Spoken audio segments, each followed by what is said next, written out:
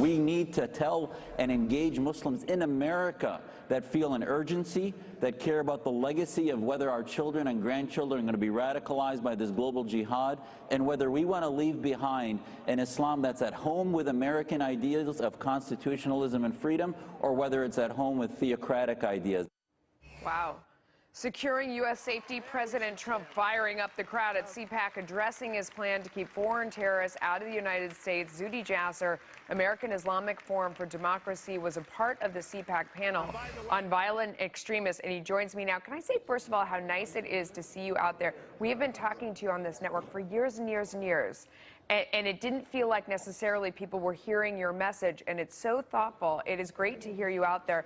What do you feel like some of the things that you've been envisioning for a while might actually get done?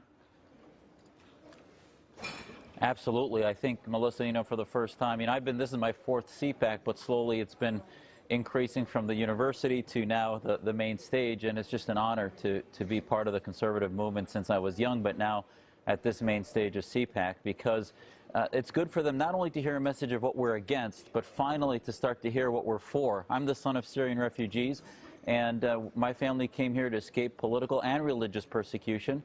And I think as the president begins to reshape policy, it's not only violent extremism. I hope we start talking about violent Islamism, because the most pro-Muslim, pro-Islamic thing we can do is help America separate those Muslims that are with us versus those that are against us. And the theocrats are against us. And I think this audience, of any, understands the founding fathers' roots of fighting theocracy, and Muslims are going to lead that fight. Do you think of the people on the stage listening to you and the president, do you feel like you're all on the same page to take action, or is there still a back and forth between what should really be done?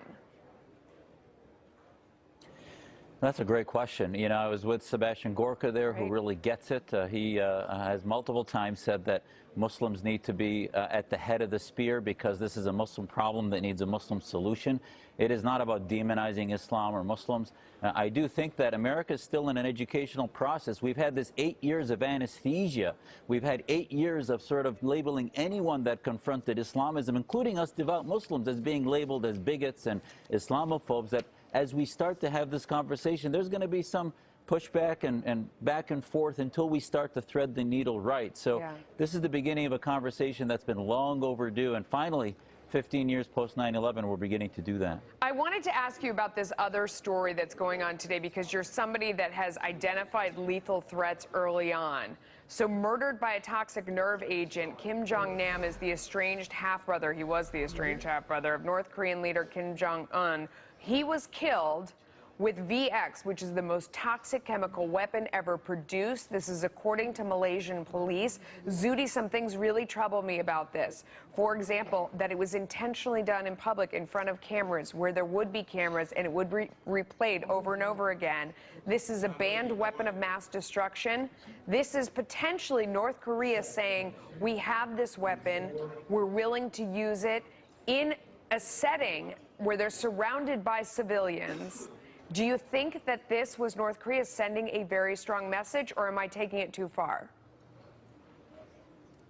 Not at all. I would take it further and say that this should be a wake-up call to the new administration that North Korea is unhinged. They're sort of just like Bashar Assad used chemical weapons 40 times and was propped up and supported by a Russia that allowed him to commit a genocide and use weapons of mass destruction. Now the North Korean a part of the new axis of evil, whatever that might be, is using weapons of mass destruction in Malaysia, in an airport, and pushing the world. And just like we need to push back on Russia against what they're doing in Syria, we need to push back on China against the facilitation and the need to contain the terror state of North Korea. I'm so glad you brought that up, because you have been vocal about stopping Russia and their role in Syria. Are you concerned about the president's relationship with Russia, or do you think that that's sort of fabricated? Well, I was concerned during the campaign. Now he's my president. So I will hold him accountable to advancing American ideals domestically and abroad. And that accountability will be, for example, they're talking about sending troops into Syria. I will be apoplectic, as I'm sure Syria, as I'm sure Israel would be, if in fighting ISIS we're side to side with Hezbollah, with Iranian National Guard, with Assadists, who are evil military regimes. So we have to be careful. I think we should get ISIS in northern Iraq, which we should reestablish a presence there. But when it comes to Syrian policy, I hope it's not just the fact that we share enemies, but the president starts articulating what we are for, and we don't share many of the values of what Putin and the Russian regime values are. Zuhdi, wonderful to talk to you. Thank you for coming on. So many important points. Thank you.